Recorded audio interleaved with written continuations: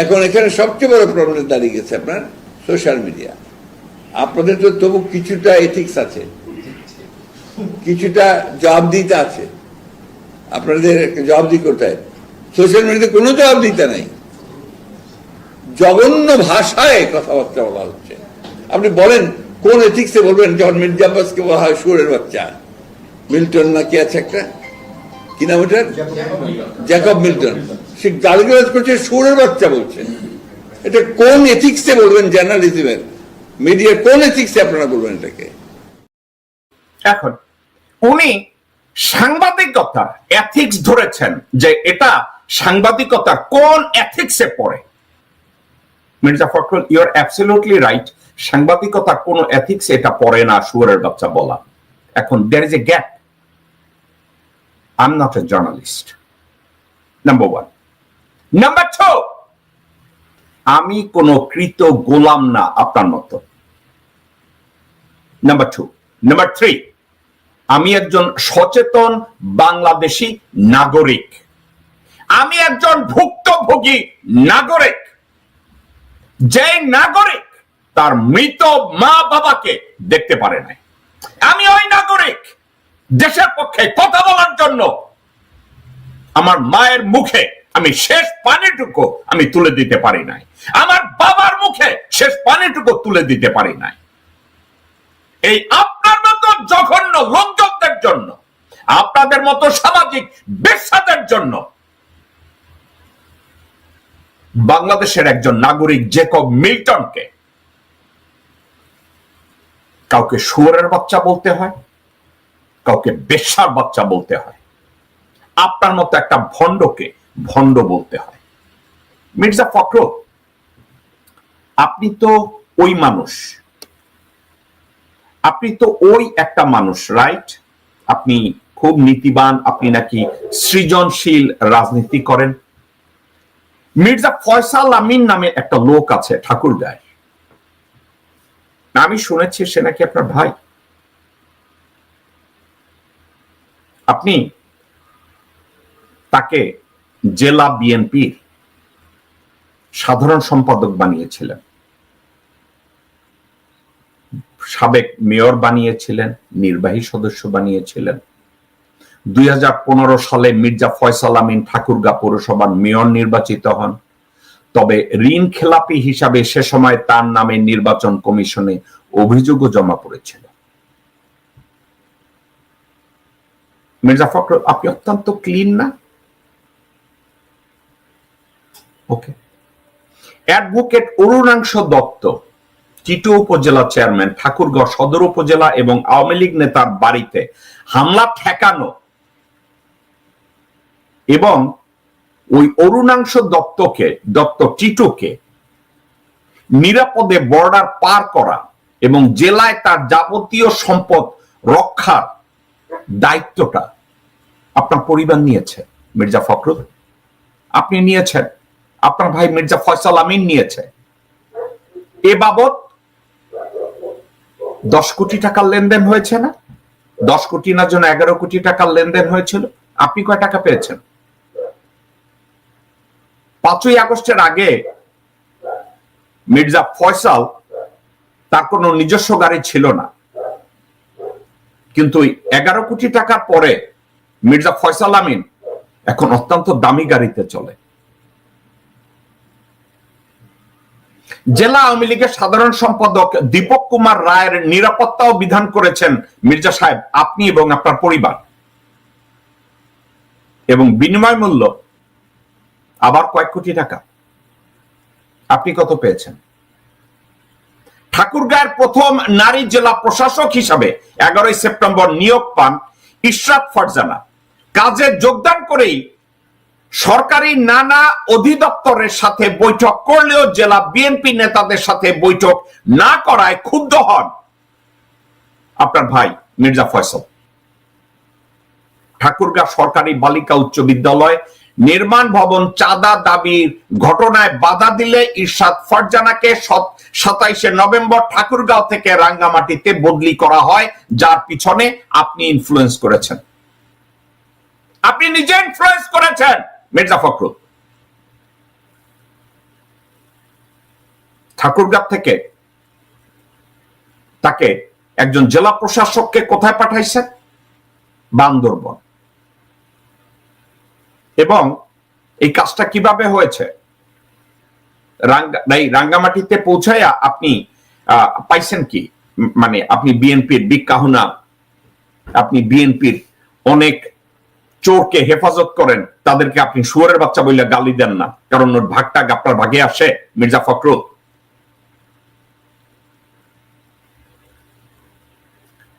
ঠাকুরগাঁ সরকারি বালিকা উচ্চ বিদ্যালয়ের ভবন নির্মাণের কাজ পাওয়া ঠিকাদার প্রতিষ্ঠানের কাছে 50 লাখ টাকা দাবি করে মির্জা ফয়সালের কর্মীরা। সেই টাকার বিষয়টি নিষ্পত্তি না হওয়ায় আজ অবধি নির্মাণ কাজ থেমে রয়েছে। মির্জা ফখরুল, আপনি আপনার ভাইকে দিয়ে এগুলো করাচ্ছেন, তো এগুলো কি আপনার দায়িত্বের মধ্যে পড়ে? আপনি না একজন সজ্জন ব্যক্তি, রাজনীতিবিদ। ঠাকুরগাঁ সদরে সরকারিভাবে সুইপার কলোনি নির্মাণের জন্য টেন্ডারের মাধ্যমে কাজ পাওয়া ঠিকাদার প্রতিষ্ঠানের কাছেও বিপুল অঙ্ক চাঁদা দাবি করেছে আপনার ভাই এবং আপনার পরিবার। এছাড়াও প্রশাসন, ইউএনও, টিএনও এবং উচ্চ পর্যায়ে বিশেষ করে পুলিশ সুপারের কাছে যে কোনো কাজ বা মামলা সংক্রান্ত কাজে গেলে স্পষ্ট বলে দেয় কাজ হয়ে যাবে, কিন্তু মির্জার অফিস ঘুরে আসেন।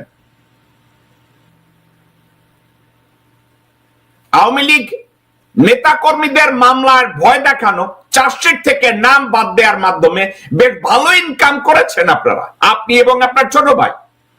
পাশাপাশি বিশাল অঙ্ক লেনদেনের মাধ্যমে প্রায় 150 আওয়ামী লীগের অঙ্গ সংগঠনের নেতা কর্মীদেরকে জামাই আদরে আপনার ঘরে বসিয়ে আপনার ভাই খাইয়েছে।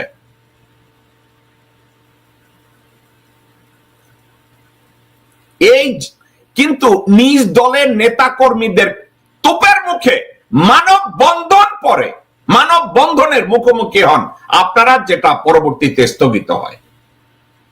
মির্জা ফয়সাল আমিন ও তার অনুসারীদের চাঁদাবাজি ও অনিয়ম নিয়ে 1 এপ্রিল নিজ জেলায় বিএনপির মহাসচিব মির্জা ফখরুল ইসলাম আলমগীরকে সাংবাদিক সম্মেলনে প্রশ্ন করা হলে আপনি সেসব প্রশ্নের উত্তর না দিয়ে ওখান থেকে কেটে পড়েছিলেন। মির্জা ফখরুল, আপনি একজন নিঃসন্দেহে শিক্ষিত একজন মানুষ। আপনি কি মার্জিত? হ্যাঁ, আপনি মার্জিত। আপনি আমার মতো অভদ্র না। এখন কথা একটা, আপনার এই ভদ্রতার মুখোশের আড়ালে লুকিয়ে আছে একটা ভণ্ডামি। আপনার ভদ্রতার মুখোশের পিছনে লুকিয়ে আছে এক দেশদ্রোহী রয়ের দালাল। আপনার এই ভদ্রতার পিছনে লুকিয়ে আছে একটা হারামজাদা। আপনার এই ভদ্রতার পিছনে লুকিয়ে আছে একটা নরপশু, যে দীর্ঘ 17 বছর 20 বছর বিএনপির মহাসচিব থাকাকালীন একটা যোগ্য নেতৃত্ব, একটা যোগ্য বিপ্লব আপনার দ্বারা হয়নি, এবং বিএনপির নপুংসক নেতৃত্ব আপনার মতো একটা বাটপারকে এখন মহাসচিব করে রেখেছে। মির্জা ফখরুল,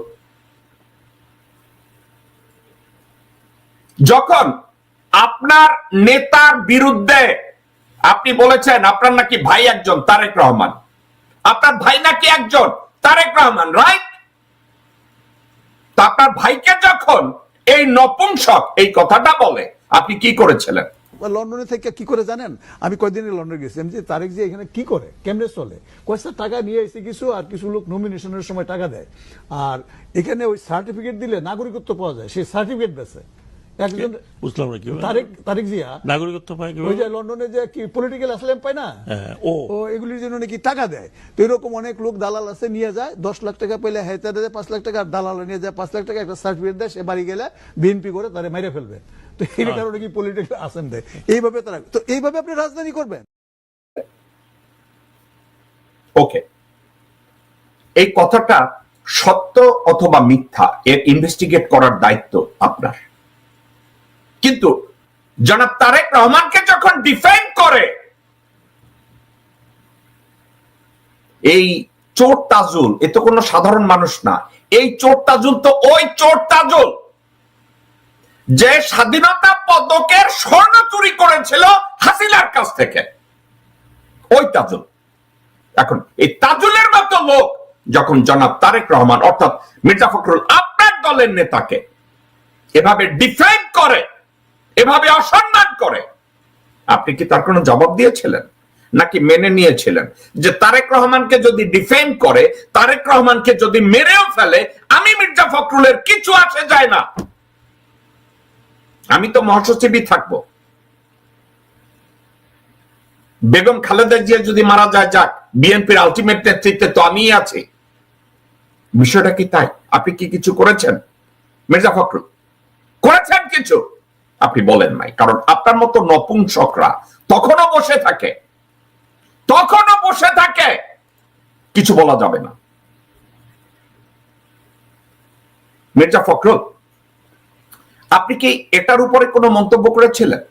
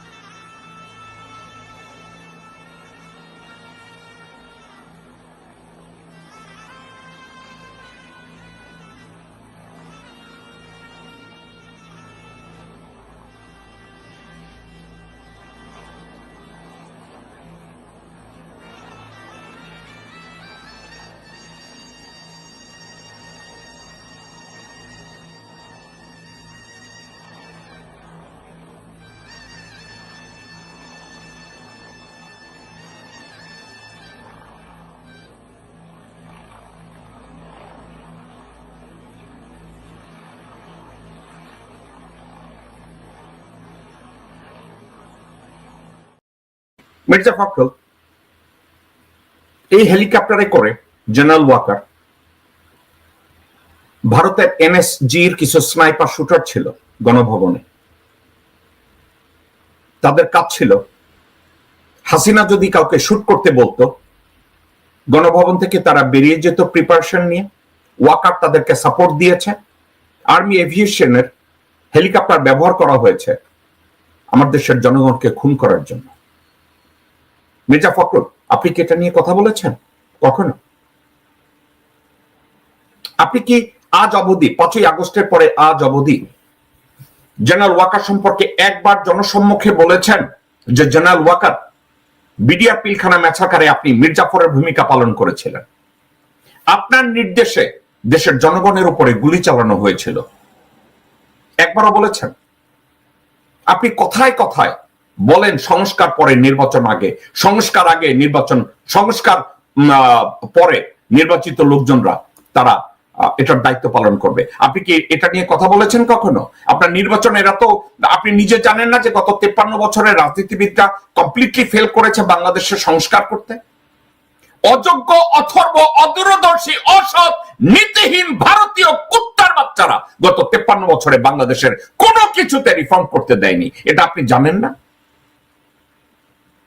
তারপর আপনি বলেন সংস্কারের দরকার নাই, সংস্কারের দরকার নাই। কিন্তু যেই মুহূর্তে সোশ্যাল অ্যাক্টিভিস্টরা সোশ্যাল মিডিয়ায় বিখ্যাত বিখ্যাত সোশ্যাল অ্যাক্টিভিস্টরা আপনার বিরুদ্ধে বলা শুরু করেছে, আমি কিন্তু সোশ্যাল অ্যাক্টিভিস্টও না, আমি কোন জার্নালিস্টও না, আমি কোন বিখ্যাত না, আমি সাধারণ একজন মানুষ। যখন আমরা প্রতিবাদ করা শুরু করলাম, আমি প্রতিবাদ করা শুরু করলাম, তখন আপনি আপনার সুর পাল্টায় দিচ্ছেন।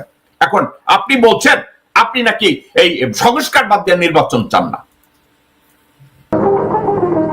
কারা রইল বোকাপাট, কারা রইল বোকাপাট, ভেঙে ফেল পর রেল পাট, রক্ত জামার শিকল পুজোর ভাষণ বেদি, ওরে ও তরুণ নিশান, ওরে ও তরুণ নিশান, বাজে তোর গলায় বিশাল ধ্বংস নিশান, প্রাচীর প্রাচীর ভেদি, কারা